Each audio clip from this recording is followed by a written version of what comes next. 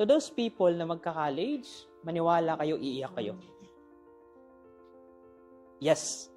If mahirap yung high school, i-ready nyo yung sarili ninyo. College days is mahirap, pero hindi dahil mahirap, hindi mo kaya. Kaso nagiging mahirap siya at humihinto yung iba, maybe dahil sa pinansyal o ibang problema. Pero kadalasan na problema, hindi nila kinakaya. Because their mindset from high school, nag-shift papuntang college. Ang problema, hindi sila nag-matured habang nag-aaral sila sa high school. And they think, pagdating sa college, okay lang. Kasi parang high school lang. But in reality, it's different. Dito sa high school, maniwala kayo, bibihin kayo ng mga teachers ninyo. Kapag hindi kayo nag-aral, kayo ang hahabulin, bibisitahin sa bahay, at bibigyan ng module kung hindi nyo kayang magpasok. Sa college, hindi po. If you're in college, maniwala kayo sa hindi. Hindi kayo habulin ng professor ninyo. Hindi kayo habulin ng teacher ninyo. What matters in college is result. Kung ano yung binigay nyo sa kanila, yun yung ibibigay nila sa inyo. They can give you options, they can give you chances, pero tandaan ninyo, hindi kayo bibibihin doon. Because college is what? Preparation for your real life.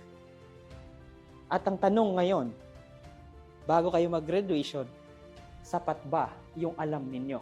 Sapat ba yung dala ninyo? Hindi lang yung utak ninyo, pero yung kapasidad ninyo na harapin yung problema pag nagkaharap kayo ng problema when in your college days na.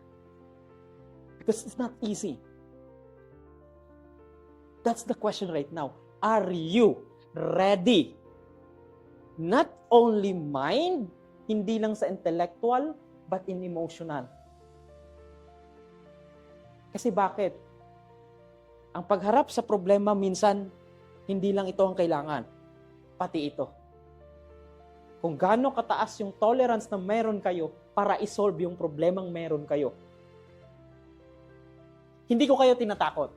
I'm just saying to you that you need to prepare yourself if you are going to what? Magpunta na kayo ng kolehiyo.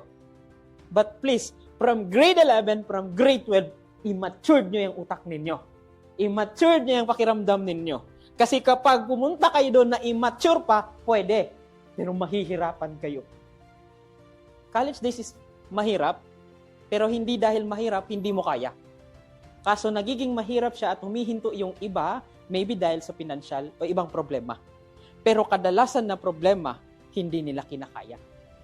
Because their mindset from high school, nag-shift papuntang college.